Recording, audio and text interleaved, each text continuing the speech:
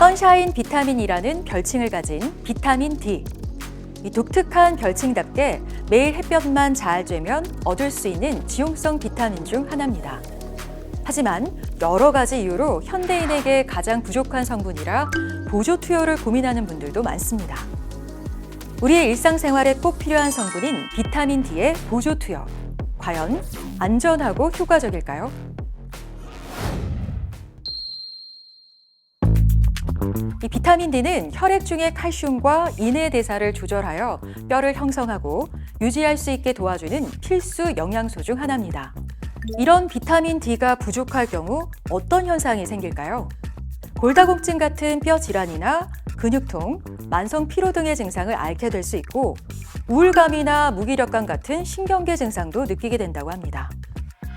비타민 D를 보충하는 가장 좋은 방법은 햇볕을 통해 우리 몸 스스로 비타민 D를 만드는 겁니다. 하지만 현실적으로 그렇게 하는데 어려움이 있는데요. 이 때문에 비타민 D 부족 환자는 매년 증가하고 있습니다. 이 비타민 D는 음식을 통해서도 섭취할 수 있지만 이때 보충할 수 있는 양은 필요량의 20% 정도로 제한적이기 때문에 비타민 D 보조 투여에 대한 관심이 높습니다.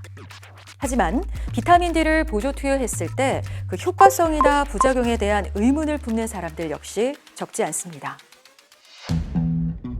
한국보건의료연구원은 비타민 D 결핍 또는 특정 질환이 없는 일반인, 임산부 및 영유아, 그리고 폐경기 여성에서 질병을 예방하는 데 비타민 D 보조 투여의 안전성과 효과성을 평가했습니다.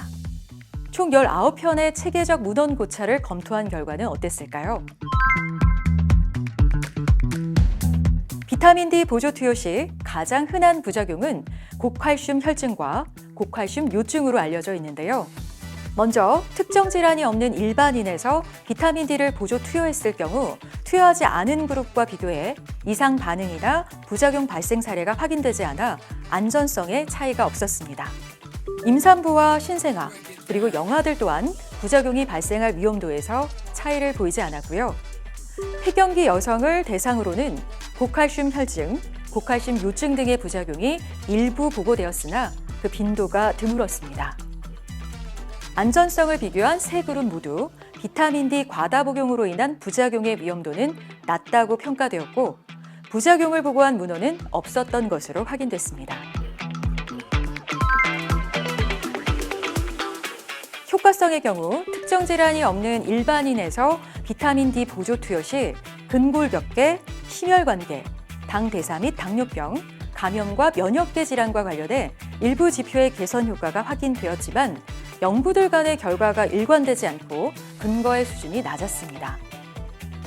임신 중 비타민 D 보조 투여 시에는 임산부와 영유아의 당대사와 부갑상선 호르몬 관련 일부 지표의 개선이 확인되었지만 보고된 문헌의 수가 적고 근거의 수준이 낮았으며 폐경기 여성에게도 비타민 D 보조 투여에 관한 효과는 일관되게 나타나지 않았습니다.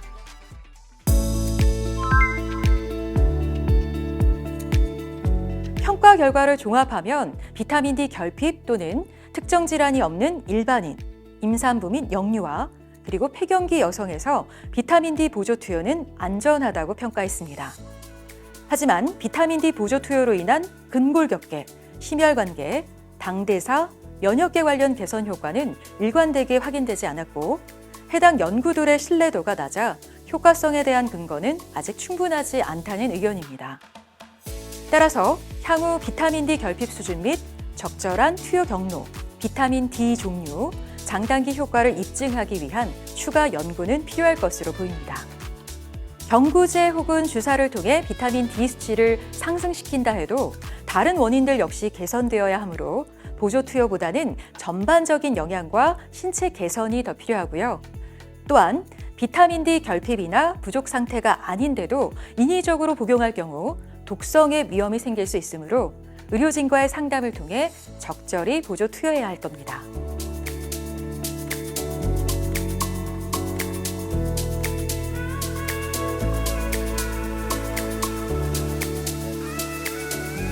보다 자세한 연구 결과가 궁금하다면 네카 홈페이지에서 확인하세요.